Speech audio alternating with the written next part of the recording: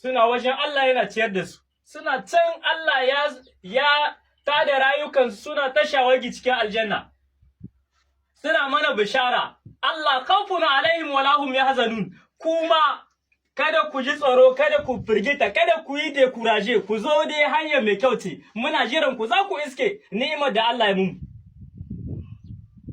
Shi yasa aka ce wasu sun riga sun cika gurinsu, ga su can sun je suna marmarar daɗin da Allah ya tanada musu.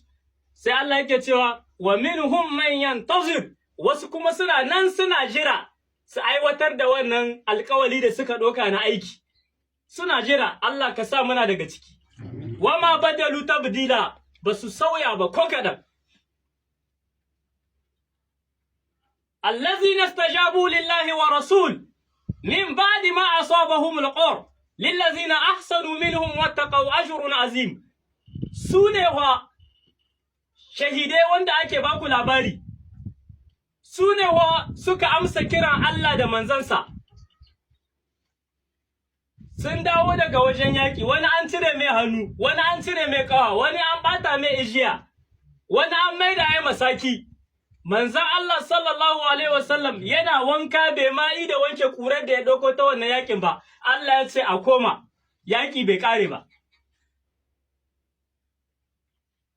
Inda wasu ne zu daga cikin kai, wallahi ban koma, da kyal na sha.